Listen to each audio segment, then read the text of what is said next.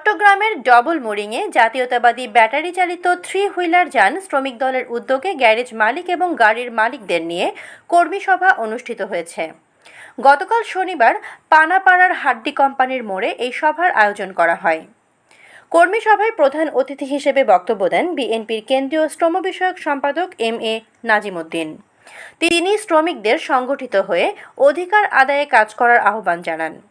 বিশেষ অতিথি হিসেবে বক্তব্য রাখেন ডবল মোরিং থানার সাবেক ছাত্রদলের সাধারণ সম্পাদক মোহাম্মদ হাফেজ, জেলা নির্মাণ শ্রমিক দলের সহসভাপতি মোহাম্মদ জসিমউদ্দিন, আল করণ ওয়ার্ড বিএনপির আহ্বায়ক আব্দুল মান্নান এবং চট্টগ্রাম মহানগর যুবদল নেতা আব্দুল গফুর বাবুল।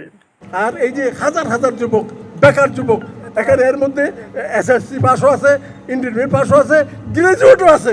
উপায় নাই, কি করবে? অন্তত খেটে খাওয়ার জন্য এরা ভালো লেখাপড়া জানার পরেও চাকরি নেই, বেকার।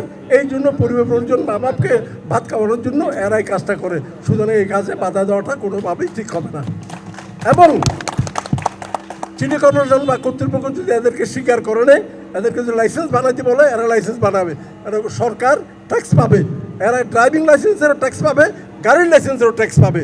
সুতরাং আমি অনুরোধ করবো, সরকার যদি সেটা করতে চায় আমাদের কোনো আপত্তি নেই। দ্বিতীয় নম্বর, যদি এই বেকার যুবকরা যদি এই কাজটা বন্ধ হয়ে যায়, তাহলে ওরা কী করবে?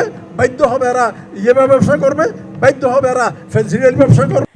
ডবল মোরিং থানা কমিটির সভাপতি মোহাম্মদ জাফর খানের সভাপতিত্বে এবং শহীদুল ইসলামের সঞ্চালনায় অনুষ্ঠিত এই কর্মী সভায় বিএনপি এবং এর বিভিন্ন অঙ্গ ও সহযোগী সংগঠনের নেতৃবৃন্দ উপস্থিত ছিলেন।